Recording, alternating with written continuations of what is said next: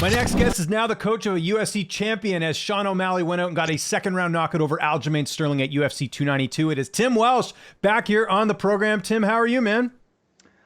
Feeling good. Everything's kind of soaking in, and I'm feeling good, James. Good to be back talking to you. Yeah, you as well, man. Let me ask you this. I know we're, less than a week removed from the title win. Does life feel different now for you guys? I mean, this is a big deal, being a UFC champion, the way that, O'Malley finished it and everything else. Like, this is really, going to be a big deal going forward. Yeah, I mean, the gym's been popping. He motivated a lot of people to start getting in the gym.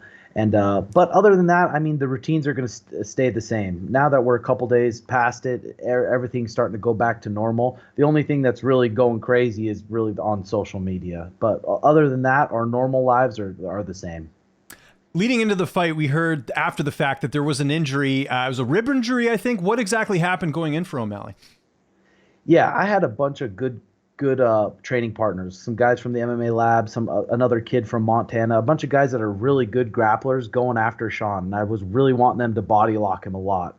And early on in the fight camp, literally probably might be a little over 6 weeks ago now, in the third round, he got put in a body lock and he separated his rib, and he strained his rib real bad. And we had to stop the sparring and then just baby his rib for weeks and weeks after that. And then we just really had to work around it and do a lot of mitt work, a lot of air dyeing, get creative with his MMA workouts. So that was really stressful on me because I couldn't train him the way I really wanted to. We couldn't do a lot of wrestling defense and stuff. But we focused on what we could control, and that's just having his legs in great shape, having his feet in great shape, and really trusting his footwork, and it worked out. Yeah, it did. I mean, obviously the result speaks for itself. Were you worried at all that this would get leaked out, that someone would find out about the injury? I know you have a really small circle that you guys work with, but I'm sure that's in the back of your mind. You don't want this getting out. Yeah, I mean, I thought about it. We told a lot of our closer people that was going on. But at the end of the day, I wasn't really worried about it getting out, because if it got out, then how much would it have changed? What would Aljo done different if that actually got out? And then he wouldn't even know if it's true or not. So it really wasn't a big deal.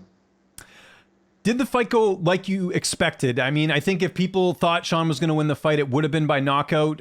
In terms of it being a second round knockout, the result, was that pretty much what you were expecting going in? Yeah, I was expecting a first or second round knockout. Our focus was the first round, but like the first round might be a little boring. I don't want you to overcommit. I don't want you to throw any kicks.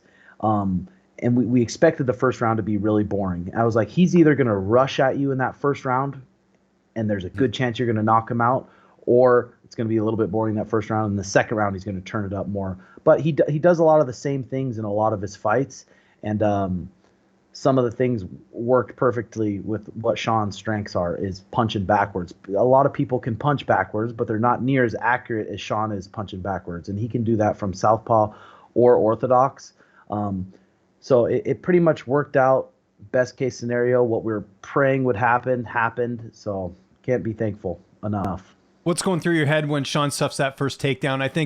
I mean, you guys were already confident going in, but when that happened, I think that definitely kind of set the tone for the rest of the fight. Yeah, the first takedown in the first round, he had perfect. He had a collar tie and wrist control, was avoiding Aljo from going to the body lock. Aljo dropped down, he jacked him up, double unders, underhooks real quick. And then the second round is what made me nervous. When he fell down and Aljo got a perfect shot against the cage, and he was pinning him against the cage. I know how strong and big Aljo is, and Sean defended it perfectly. He had a whizzer wrist control. Kind of head whipped him and limp legged out of it. My heart was just, that's when I was most scared. I was like, fuck, let's see what happens here. Because literally probably a couple weeks before, when we were doing kickboxing sparring, a kid shot on him. And even him just sprawling on the cage, his rib flared up. So I was really nervous in that spot. But Sean's such a gamer that he made all the right decisions. And that was really the game changer in that fight. What did you say to the referee, or what were you saying that made the referee get mad at you in between rounds? I just was talking to Aljo because I know in Aljo's last 3 fights, he pressures people until they kick. And when they kick, he catches the kick, runs them into the fence. Corey Sandhagen, TJ Dillashaw, some of his fights, he does that. And then I was just reminding him of Marlon Moraes is coming. The Marlon Moraes is coming. Something flying is coming. I just wanted to do something to hesitate him from coming forward so hard and taking such shots. I want him to be able to. I wanted it to freeze him up a little bit. It might have worked. It might not have. But that. He was just saying, don't talk to Aljo. We've talked about this going into the fight that O'Malley can, knock out pretty much anyone in the division. But did you factor in the fact that Aljo does cut a lot of weight, maybe making him a little bit easier to knock out in that sense? Not taking anything away from O'Malley, but was that something you factored in, that he does cut a lot of weight going into the fight? Yeah, for sure. And in any fight, the focus is just snap your punches. Don't really sit down on punches so hard and try to KO people. Just snap them and whip them and just whip them off their head. And cutting that much weight, I mean, it's hard to get all that liquid and everything back to your brain in that short period of time. So we had him ready to be punching him for 5 rounds, just snapping him off his head for 5 rounds. But yeah, short, clean shot right on the chin, wobbled him. And everyone's so mad about the stoppage, but I don't know if everyone wants him to go out like Thomas Almeida did. Remember what happened to Thomas Almeida? Yeah, exactly. He got some very bad permanent brain damage from that knockout. So I think the ref did do Aljo a favor, because after any time Sean's hurt someone like that and they let him back up, the KO after that is way more devastating and sad. So that worked out good. Without getting anyone in trouble here, how did you celebrate after the fight? We didn't even go crazy. By the time Sean was done, he did 2 hours of media. And then by that time, it was about 2:30 a.m. in Boston, and everything shuts down at 2 a.m. in Boston. So we went back to the hotel. Some of the Nelk guys came over, and we ordered some pizza and just sat down, stared at the belt, and let it sink in. It was a big relief. Did you get any sleep that night, or was it pretty much right back on the flight the next morning? I got 2 hours of sleep that night. 2 hours of sleep that night. We woke up and then headed to the jet. Yeah, smart. Chito Vera, obviously, that's kind of what it seems like is going to be next. Did you watch his fight with Pedro Munhoz already? Have you seen it? I haven't watched it fully, but I was watching glimpses when we were in the locker room of it, and wasn't it a super exciting close. fight? I thought it was a good fight. I just thought it was close. That was the one thing going to the scorecards. It was iffy kind of which way it could go. I mean, I think Chito was the rightful winner, but I just thought it was very, very technical, that fight. So. Yeah, I figured that fight would be like that. They both really both kick really hard. They both really like their calf kick. So I thought that fight would go to a decision. So Sean in the cage, which I love, after the fight is like, look, let's do me and Chito in December. Was that something you guys had pre-planned, or is that something that he said spur of the moment and you're kind of like, hey, wait a second, we got to figure this out? That was my fault. I mean, we planned on it to be a sweeter call out to Gervonta Davis, but I brought up Chito because I think it's always smart in your post-fight interview to have a name in mind, just to build the next fight. And I don't know what's going to be next for him. Probably whatever's going to be biggest, whatever makes most sense, and whatever fight's going to be biggest. And right now, that's probably Chito Vera. So hopefully that can happen in December. Is that at the top of the list for Sean just because of how the first fight went, wanting to get that one back? I don't think so. I mean, I think all these guys are up there. Corey Sandhagen's up there. Henry's up there. Chito's up there. I mean, Merab. But so all these guys, it's just, I think he's going to go and meet with the UFC next week and maybe try to figure out what's next. As a coach, though, do you want to see him fight in December, or would you rather him take a little bit more time off? As long as we can get this rib healed and it's getting better.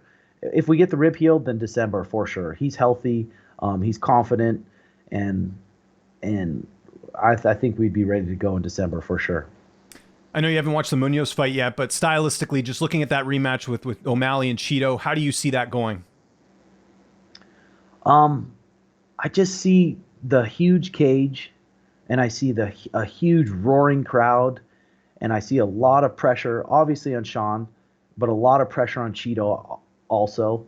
And the way Chito could not figure out Corey Sandhagen at all, Corey Sandhagen made him look bad. I can see it going similar to that.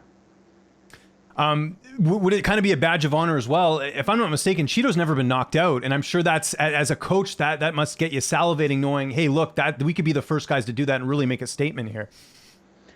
Yeah, I mean, I never really look at it that way, but he's knocked out a lot of people that have never been knocked out. That's true. So, but getting that KO over Cheeto, who's super tough, who's super durable, he's definitely a dangerous guy. It would definitely feel good.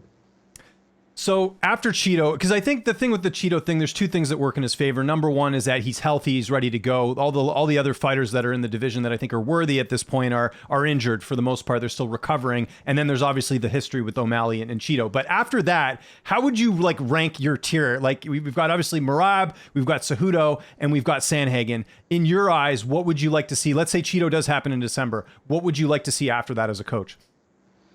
Oh, the perfect one would see, let's say Henry gets a win. So then we get Cheeto, maybe take out Corey Sandhagen, take out Henry, and then fight Gervonta Davis. Okay. So Henry would have to fight someone else, though, is what you're saying?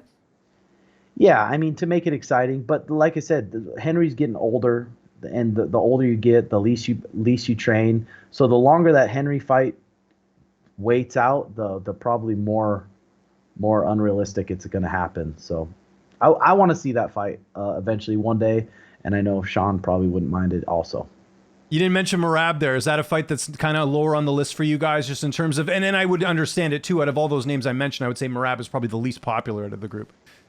Yeah, and at the end of the day, that's what it is. I mean, if he keeps doing stuff, I mean, the UFC's a business, Sean's a businessman, he wants to have the biggest fights. But if Merab just, I mean, keeps winning, I guess it's going to have to happen. And right. We'll be prepared for him also. Do you think, because again, there's some argument as well that because Henry lost his last fight, he would need a win to get a title shot again. Do you think Henry and Merab would make the most sense next? And then the winner of that maybe fights while Sandhagen gets the, there's a lot of different scenarios, but do you think Henry and Merab make sense? Because they tried to book that initially. Yeah, I would think that makes sense for sure. And people act like, oh, well, they're not mentioning Merab. It's like, they're not mentioning Merab because it's not a really giant fight, and now we're getting pay-per-view points. It needs to be a big fight, but it's like we're not scared of Merab. He makes a lot of mistakes. Yes, he has an incredible gas tank, and if he puts you on the cage and he hugs you, it's going to be tough because he is a beast. But he makes a lot of mistakes on the feet too. But like I said, Sean's a businessman, UFC's a business, and they want the biggest fights. So. Is there any possibility of a rematch with Aljo just because he had those title defenses, or is that kind of at the back burner now just because, like, you want to keep the division moving and just maybe the way the fight ended as well with him getting finished? I mean, Aljo's another one. If he puts together a one win or two wins or whatever it is, then definitely he deserves a rematch. He's the greatest bantamweight there's ever been, so he would definitely deserve a rematch. As far as the style matchup with Sean and Merab, I was just curious how you think that goes. You mentioned you see a lot of holes there. Merab's never, I don't think he's been finished, at least not by knockout in the UFC. How do you sort of look at that matchup? I mean, Aljo, in my mind, Aljo was a lot scarier than Merab because Aljo has that crazy gas tank. He's funky, but he's not only going to hold you there and put you on the fence. He's going to take you down. He's going to take your back, and he's going to choke you. He's black belt jiu-jitsu, super long wrestler, huge for his weight class, very strong for his weight class. So I think, in my mind, Aljamain was a scarier fight than Merab, but Merab brings a lot of problems too. If you make a mistake with Merab, he's going to be dry humping you for the rest of the round. I've been loving all the content since the fight because I know you guys have gone back and looked at stuff. And one of the things you referenced in one of your videos was my pros picks videos that I do. I just ask fighters their opinion on the fight, like a quick answer or whatever. I was just curious, like how often you guys watch those? I just for my own benefit, I was curious. Yeah, I mean, for the last one against Peter Yan, Sean would watch all of your pros picks before the fight. Oh, really? Okay, I didn't know that. That's awesome. Yeah, and he'd watch it on the treadmill when he's doing some of his hard treadmill ones, and he'd see all these guys picking against him, and it would just get him pumped up.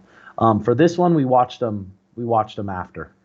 Okay, gotcha. Because I was going to say it wasn't very favorable towards Sean if you look at the actual tally as well. But to be fair, they same thing with Whitaker and Drakus. I think nobody, like a couple people picked Drakus against Whitaker too, right? So that's why they're not analysts, right? It's an opinion video. So. But, yeah, and you can kind of tell the way that their answers. Like some people are like, oh yeah, I think he might get beat, which is okay. Like, doesn't mean they're your enemy because they think you're going to get beat. But some people, you can tell in their voice, they're really jealous and they're really bitter and they want him to lose. So it's interesting to see that. How do you guys take like people picking fights, like whether it's the media or whatever? Does that like bother Sean, or is that something that he understands as part of the business? Because you have to pick a winner and a loser. Sometimes you get picks wrong, right? Yeah, I don't think it bothers him at all. But sometimes the way people say it and the way they can hear like he doesn't deserve this. But Yeah. yeah, it doesn't bother him at all. He knows he's going to be the underdog a lot of the times. So no, it's okay. By the way, that I don't know, the documentary sort of leading up to his fight. I saw my interview with Sean from years ago when he fought Terrion Ware was in there. I don't know who selected that, but kudos to them because it's cool to see my old interview on there. Back when I was living in a condo, like back in 2017, it was pretty crazy. Oh yeah, that's pretty awesome. I mean, the documentary they're doing, it's probably going to be really crazy. They literally followed us the whole week before and all fight week from pretty much when he woke up to when he went to bed. So it'll be a really cool documentary. Yeah, we're looking forward to that. Daniel Cormier, I saw, said made comparisons of O'Malley's run to Conor McGregor's. Do you guys like that comparison? I know anyone being compared to McGregor is probably complimentary, but then I also hear people say, "Well, no, I'm the first fighter. I'm not. Don't compare me to them." How do you guys take that as being compared to McGregor? I mean, that's just a huge compliment. He's made the most money, probably double any UFC fighters ever made. And even fight day, a lot of fight days, we watch Conor. The way he handles, he's been in so many big pressure situations, and the way he handles it, he's definitely been a big inspiration for both of us. And so we take it as a compliment. That's great. And what do you make of I don't know if you've seen this sort of leading into the fight and the way the fight played out, comparisons to the build up to McGregor and Aldo, right? McGregor kind of countered out a lot in that fight, goes out there and knocks out Aldo. O'Malley knocks out Sterling. Did you kind of know about that narrative going in and even after the fact? Yeah, I mean, I think the one against Sugar and Aljo was just a little bit sweeter because of Aljo was such a monster grappler. I mean, it was awesome, obviously, because Jose was the man back then, but they were still both strikers. Um, but the comparison, it was pretty crazy and almost like weird that how close those looked, didn't it? Wasn't it? Yeah. Well, same sort of narrative though, right? Like McGregor didn't deserve this opportunity, right? Same sort of thing and all that. Like there's that side of it, and then it's the way the fight finished. I know obviously McGregor did it a little bit shorter, but still a pretty impressive highlight reel knockout. There are those comparisons there. Yeah, and when they put those two punches side by side, it's almost like creepy how similar it is. Yeah. It's nuts. Switching gears, I was just going to ask you, because I know you're kind of paying attention to this stuff with your podcast. What do you make of this whole Dillon Danis Paul thing on social media? You guys are big on social media. Do you guys enjoy it? Have you seen what's been going on? I'm starting to enjoy it. I'm starting to like Dillon Danis a lot more, just because the shit he says is so off the whatever you want to call it. But I'm starting to enjoy it because he's starting to be pretty entertaining. Jake Paul, Dillon, or Logan and Dillon. I'm excited for those fights. I'm not near as excited as I am for like Sean Strickland, Israel Adesanya, but still, like those fights, I'm excited to watch. What about Dillon's strategy, though, of just like posting Logan's fiance, and it's like they're not private photos, they're public. So really, he's not doing anything wrong. He's just reposting, photos, which obviously is going to make Logan extremely upset. But it's like he's kind of covering his ass that way. Yeah, and supposedly the rumor was that Logan sent him that cease and desist or whatever. If you keep posting about that, we'll pull the fight. So Dillon probably would love the fight to be pulled because of that. So that probably wasn't super smart by Logan because that just turned him on more. Before we go, anything coming up on the Timbo and Sugar show, like as far as content, guests, anything you guys got lined up? Because I know you can put more focus into that now with the fight being over. Yeah, I think we're gonna have a little celebration party this Saturday for Sean. So Sunday we might be a little bit not feeling super great, but I think Aljo's gonna come on our podcast. Right? He's gonna I come heard on about this that. Sunday, maybe next week. But yeah, we'll probably start pumping some guests and doing a little bit of traveling. But really, we got to get back to work. You guys reach out to Aljo, I'm assuming, and it's all good. Like, how did that all get set up? Yeah, I reached out to Aljo and he sent me his number. He said I'm going to go on a little vacation this week, but then this weekend I'll be free to do it. Aljo's a good guy. That's why I made it hard to talk crap this fight camp, just because he genuinely is a nice guy. Yeah, that's great, man. Hey, Tim, thanks so much for doing this. I know you got a million things to do. Anything you want to plug before we get out of here? As always, I'll give you the last word. Nope. I've just been pumping out content on my YouTube, trying to get the best content out there. So if you want to check out my YouTube, check it out.